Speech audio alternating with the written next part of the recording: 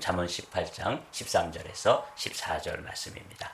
사람의 심령이라는 제목으로 말씀 나누도록 하겠습니다. 제가 받들어 읽겠습니다. 사연을 듣기 전에 대답하는 자는 미련하여 욕을 당하느니라. 사람의 심령은 그의 병을 능히 이기려니와 심령이 상하면 그것을 누가 일으키겠느냐. 오늘 13절, 14절 말씀 가운데 13절 말씀은 우리가 일상적인 삶 속에서 경험하는, 자주 경험하는 그런 말씀이죠. 사연을 듣기 전에 대답하는 자는 미련하여 욕을 당하느니라. 이런 경우 있죠. 그래서 말을 먼저 앞세웠는데 알고 봤더니 그게 내가 지레짐작으로 잘못 이해하고 먼저 이야기를 하는 바람에 실수를 하는 경우, 이런 경우 있죠. 세 번역으로 한번 읽어볼까요? 세 번역. 다 들어보지도 않고 대답하는 것은 수모를 받기에 알맞은 어리석은 짓이다. 공동번역은 더 아주 이해가 쉽게 번역이 됐습니다. 다 듣지도 않고 대답하는 것은 수모받기 알맞은 바보짓이다. 특별히 또 우리 한국말은 어떻게 해야 된다 그러죠? 끝까지 들어봐야 된다 그러잖아요. 그러니까 여러분 그런 말씀입니다. 오늘 아침에는 요 14절의 말씀을 중심으로 해서 말씀을 좀 묵상하려고 합니다. 사람의 심령은 그의 병을 능히 이기려니와 심령이 상하면 그것을 누가 일으키겠느냐. 이 공동번역을 먼저 보면 이 심령을 정신이라고 번역을 했어요. 정신만 살아있으면 병도 이긴다. 정신이 꺾인 사람은 희망이 없다. 이 번역은 그렇게 잘된 번역은 아닙니다. 원어에 가깝게 번역한 것은 킹제임스 번역입니다. 우리 킹제임스 번역 두 번째 번역이죠. 함께 읽어보겠습니다. 사람의 영이 그의 약함을 떠받치겠지만 상처 입은 영은 누가 떠받칠 수 있겠느냐. 이게 조금 번역이 잘된 번역이에요. 여기 보면은 심령을 공동번역에서는 정신이라고 번역했는데 킹제임스 번역에서는 영이라고 되어 있죠. 실제로 이 번역은 킹제임스 번역이 제일 원어에 가깝게 번역이 됐어요. 번역을 이렇게 비교해 보면 어떤 경우는 참 이해가 쉽게 되기도 했지만 또 본래의 뜻과는 조금 너무 의역을 하는 바람에 좀 지나쳐 버리는 경우도 없지 않아요. 이 오늘 공동 번역이 그런 것이죠. 이걸 정신으로 이해하면 안 되는 거죠. 이 영 또는 심령이라고 되어 있는데 심령도 조금 뭐 잘된 번역이지만 어떤 면에서는 본래의 뜻을 조금 오해할 수 있게 되어요. 이 말씀은 아주 평범한 말씀처럼 보이지만 오늘 우리가 이제 영에 대해서 함께 말씀을 나누게 될 텐데 이 신앙생활을 하는 원리 그리고 인생을 경영하는 원리의 우선순위 가장 소중한 부분이 어느 부분인가 하는 걸 이 말씀을 통해서 좀 나누려고 그래요.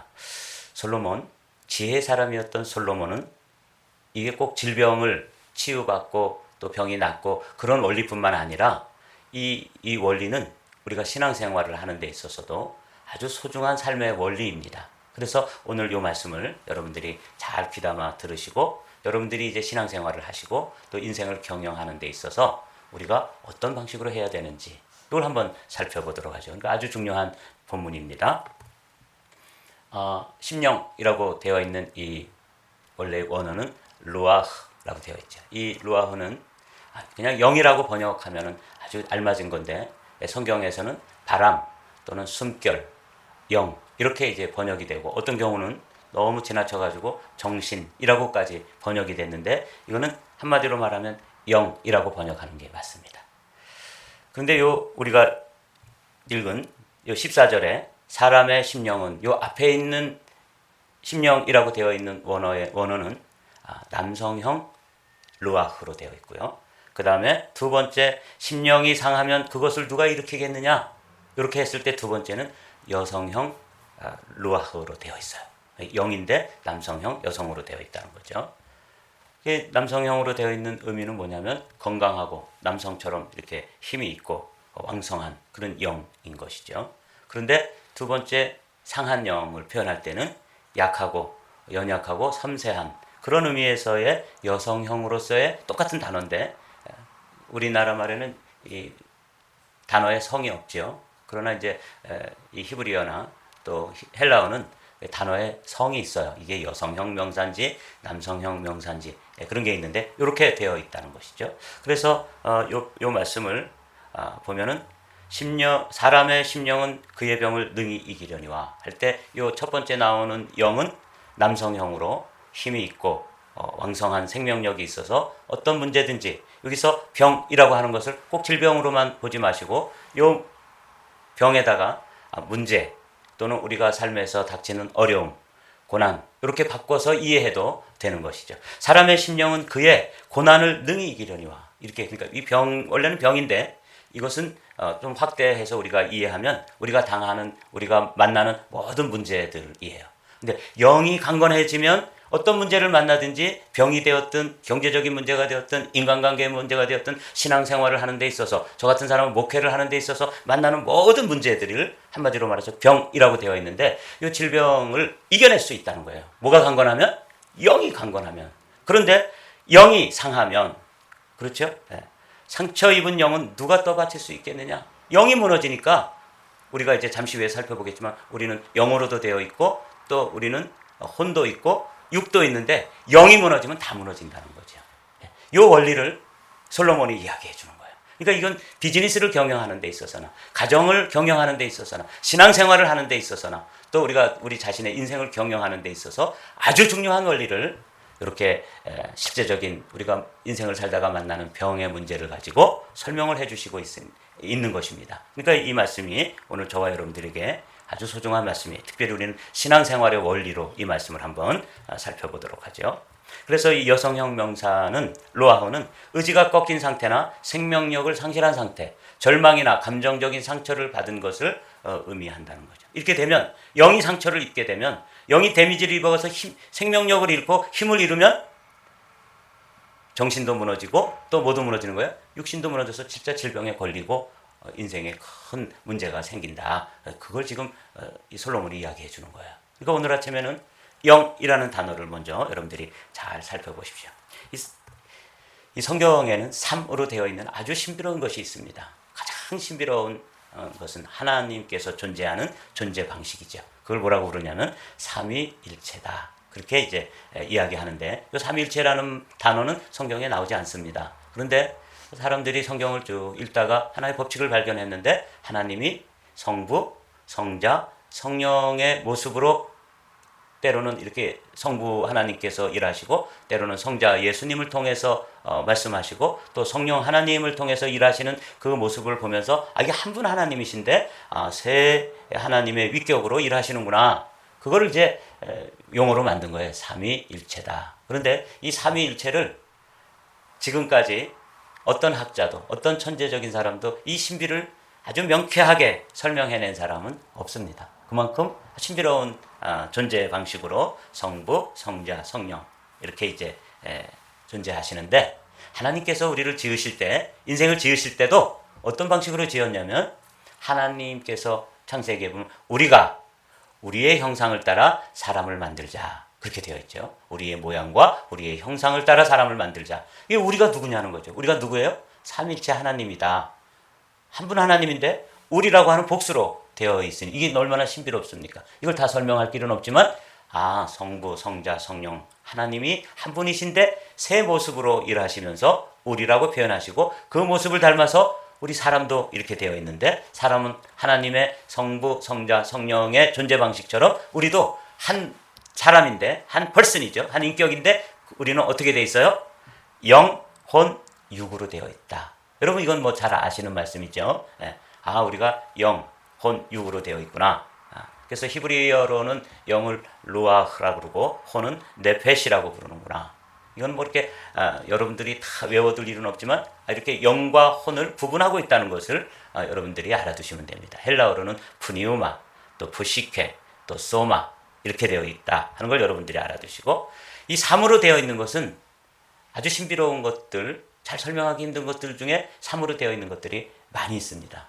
그래서 시간을 과거, 현재, 미래라고 우리가 설명을 하지만 어디서부터 어디까지가 현재인지 현재라는 것이 지금 이게 현재구나 하는 순간에 과거가 되는 것이고 미래가 바로 현재가 되고 그래서 이게 너무너무 신비로운 게 이게 시간이에요. 그래서 어거스틴 같은 이는 이게 시간론을 설명하는데 읽어보니까 많이 어렵더라고요.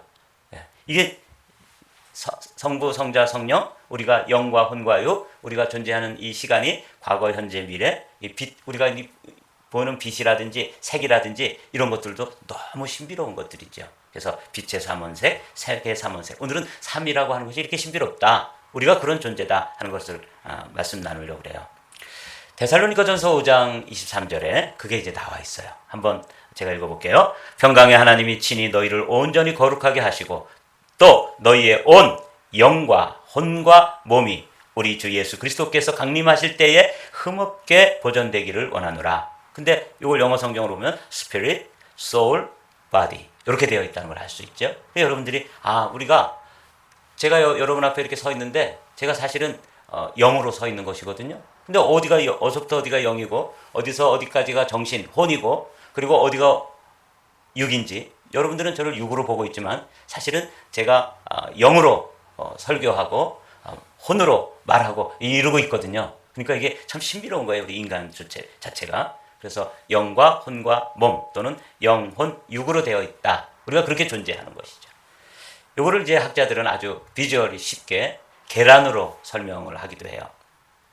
계란은 껍질이 있고 난각이라 그러죠. 그리고 또 흰자가 있죠. 난백, 흰자위. 그리고 가장 중간에는 뭐가 있어요? 네, 난황, 노른자가 있는데 이게 이제 우리가 이해하기 쉽게 영, 혼, 육으로 보여지는 것이다. 이해가 되죠? 요 한 그림으로 우리가 존재가 계란 하나지만 계란이 껍질도 있고 흰자도 있고 노란자도 있는데 가장 중심에 노른자가 영으로 비유될 수 있다. 그런 말이죠. 우리도 그런 거예요. 우리 존재가 이 계란처럼 분명히 몸만 있는 건 아닌데 정신도 있고 그 안에 영이 있는데 보이진 않지만 우리 존재가 영과 혼과 육으로 되어 있다. 제가 이제 이거 설명드리는 이유가 있어요. 모세를 통해서 지었던 성막도 그렇게 되어 있습니다. 성막으로 들어가면 문을 열고 들어가면 맨 처음에 만나는 곳이 성막들입니다. 성전들 또는 성막으로 치면 성막들. 그리고 거기가 다가 아니죠. 또 한 단계 더 들어가면 뭐가 있어요? 성소가 있어요. 그리고 거기서 더 깊은 단계로 들어가면 지성소가 있잖아요. 자, 우리가 신앙생활을 하는 것도 어느 단계에서 신앙생활을 하고 있는지 요 성전들만 밟고 지나가는 왔다 갔다 신앙생활을 하는 사람들이 있어요. 그러니까 거의 육적인 그리스도인들이다 이렇게 볼 수 있는 거죠. 귀한 일이에요. 성막 안에 들어와 있어요. 그럼에도 불구하고 하나님께서 이렇게 보시면 이 그리스도인은 그리스도인인데 어떤 그리스도인? 육적인 그리스도인. 모든 가치 기준이 다 육신적인데 머물러 있는 거예요. 그래서 어떤 일을 만나든지 그 반응이라든지 그 해석이라든지 이게 다 육적으로 되어지는 것이죠. 우리 한마음교회도 이런 분들이 있습니다. 누구라고 말씀드릴 수는 없지만 육적인 그리스도인들이 있는 거예요. 근데 이 단계에서 조금 한 단계 더 들어가서 휘장을 열고 들어가면 마치 계란 흰자위처럼 고기 단계에 들어간 것처럼 여기는 성소에 들어와 있는 사람들이 있어요. 꽤 그래도 성숙한 모습으로 신앙생활을 하는데 이 사람들은 자세히 보면 어떤 때는 영적인 것처럼 보이고 어떤 때는 혼적인 데 머물러가지고 이게 왔다 갔다 하는 거예요. 이런 분들도 때로는 작은 시험거리에도 또 넘어지고 또 시험에 들고 이렇게 하는 게 이 성소에 들어와 있는 단계인 것이죠. 근데 정말 깊은 지성소에서 하나님의 인재를 경험하고 하나님의 음성을 들으며 하나님의 뜻을 분별하고 그 뜻에 순종하면서 신앙생활을 하게 되면 이게 이제 지성소의 신앙이 되는 거예요. 예배도 성전 뜰만 밟고 지나가고 왔다 갔다 하다가 인생을 마치는 사람도 있을 것이고 성소를 경험하는 분들도 있고 지성소를 경험하는 그런 신앙, 예배의 단계, 기도의 단계, 찬양의 단계가 있는 거예요. 자, 그러면 우리의 목표는 뭐예요? 지성소를 경험하는 것이구나. 우리의 신앙의 이 경지가 신앙의 어떤 그 레벨이 지성소를 경험하고 지성소에서 하나님의 그 음성이 들려지고 하나님을 경험해야지만 이게 아주 성숙한 기도를 하더라도 깊은 기도, 찬양을 하더라도 정말 그 찬양의 영의 찬양, 예배를 하더라도 영의 예배가 되는 거예요. 그러니까 이제 여러분 한번 누구를 자꾸 판단할 건 없지만 자기 자신을 한번 들여다보십시오. 나는 기도하러 나온 사람인데 나는 어느 단계에서 기도하고 있는가? 이게 이제 중요한 거예요. 여러분 희락 또는 쾌락이라는 단어를 아시죠? 이 쾌락이라는 단어는 body, 우리의 육이 자극을 받았을 때 얻어지는 즐거움이 쾌락입니다. 쾌락 굉장하죠? 알코올을 마신다든지 마약을 한다든지 이러면 우리의 육신이 터치를 받아서 거기에 아주 놀라운 기쁨이 있습니다. 그런데 희락이라고 하는 것은 어디가 터치되는 거냐면 영이 터치되는 거예요. 속사람이 터치되는 거죠. 계란으로 말하면 노른자가 자극을 받아서 거기서부터 경험되어지는 놀라운 기쁨, 그 환희, 그게 이제 희락이에요. 그런데 찬양을 하더라도 그 중간 단계에서 찬양을 하게 되면 어떤 때는 막 기쁨이 경험되어지지만 그 기쁨이 그냥 혼의 영역에 머무를 수도 있는 거예요. 오늘 저녁에도 우리가 모여서 이제 찬양 예배로 수요 찬양 예배로 드리잖아요. 이럴 때 그 찬양의 그 멜로디와 가락과 그 운율에 의해서 우리의 바디가 자극을 받는지 혼이 터치되어지는지 영이 깨어나가지고 찬양하는지 이거는 똑같은 장소에서 찬양하지만 전혀 다릅니다. 이거예요. 이 솔로몬이 그걸 이제 얘기하는 거예요. 병이 났는데 그 병이 난 것이 영이 건강하면 그 질병도 이겨내지만 영이 무너지면 가지고 있는 질병의 문제 또 인생의 문제들을 압도당해가지고 이겨낼 수 없더라 그 말이에요. 이게 이제 오늘 본문이 우리에게 주는 소중한 말씀이에요. 이 3으로 구성되어 있는 게 이렇게 소중한 영역입니다. 성막도 성막들, 성소, 지성소 이렇게 되고 구약시대도 구약의 세 시대가 있는데 애굽에서 살던 시대 이게 6입니다. 근데 애굽을 벗어나서 광야까지 나와 있는 사람 이건 혼적 시대입니다. 어디까지 들어가야 돼요? 가나안 땅을 들어가야 되는 것이죠. 이스라엘을 상징하는 새 나무도 어떤 학자들이 이렇게 이야기했더라고요. 무화과나무, 포도나무, 감람나무가 있는데 가장 높은 단계가 감람나무다. 이렇게 이제 보는 것이고 하늘도 새 하늘이 있어요. 첫째 하늘 대기죠. 둘째 하늘 우주, 셋째 하늘 낙원. 근데 이 지성소에 해당하거나 영에 해당되는 데가 어디겠어요? 셋째 하늘. 이렇게 되는 거예요. 그래서 사도 바울이 셋째 하늘을 경험했다는 거죠. 우리는 맨날 요 파란 하늘 요 정도를 하늘이라고 생각하고 있는데 우주가 있고 우주를 넘어서 셋째 하늘 낙원이 있다는 거죠. 이렇게 우리 신앙이 영, 혼, 육으로 되어 있는데 맨날 육에 머물러 있는 경우가 있는데 이걸 가지고는 제대로 신앙생활을 할 수가 없는 것이죠. 보십시오. 요한삼서 1장 2절의 말씀 위에 두 줄만 함께 읽어보겠습니다. 함께 읽습니다. 사랑하는 자여 내 영혼이 잘됨 같이 내가 범사에 잘되고 강건하기를 내가 간구하노라. 한국에 있던 어떤 목사님은 이 한 구절을 가지고 목회의 승부를 걸었습니다. 아 이렇게 되는 거구나. 그래가지고 몇 명이 모였냐면 70만 명이 모였습니다. 그게 여의도 순복음교회. 원리를 알았던 거죠. 우선순위가 바뀌어지면 안 되는 것 중에 하나가 뭐예요? 영혼이 잘 돼야지만 범사가 풀리고 범사가 풀리면서 육신적인 문제들도 열려지고 풀려지고 또 성취되어지더라. 한 원리를 알고 그 원리를 가지고 기도해줬더니 질병이 났고 그 원리를 가지고 기도했더니 치유가 일어나고 어떤 역사들이 일어나더라는 거죠. 근데 솔로몬도 이 원리를 알았던 거예요. 그럼 영이 깨어나려면 영이 터치를 받으려면 영이 우리를 지배하려면 그러니까 이제 우리가 신앙생활을 하는데 자 보십시오. 제가 여기 있는데 여러분들은 잘 구분이 안 되겠지만 저는 영과 혼과 육으로 되어 있습니다. 제 육신이 충만해가지고 정병준 목사의 육이 충만해가지고 육이 혼을 지배하고 혼이 영을 지배하면 저는 어떤 사람이 되는 거예요? 육적인 크리스찬이 되는 거예요. 반면에 제 영이 성령의 은혜와 말씀의 능력과 기도의 영으로 충만해졌어요. 제 영이 제 마음, 정신을 지배하고 혼을 지배하고 제 혼이 제 육을 통제하게 되면 저는 어떤 크리스찬이 되는 거예요? 영적인 크리스찬이 되는 거예요. 그런데 이 조영기 목사님이나 또 솔로몬이나 뭐가 중요하다는 거예요? 영이 살아나야 된다는 거예요. 영이. 그게 영적으로 충만해져야지만 영이 혼을 지배하고 혼이 육을 지배하게 되는 이 원리를 따르면 이 원리에 의하면 역사가 일어나는 거예요. 세 번역으로 한번 보죠. 사랑하는 이여 나는 그대의 영혼이 평안함과 같이 그대에게 모든 일이 잘 되고 그대가 건강하기를 빕니다. 이렇게 이제 좀 이해하기 쉽게 번역이 됐는데 이 순서를 우리는 바꾸는 거예요.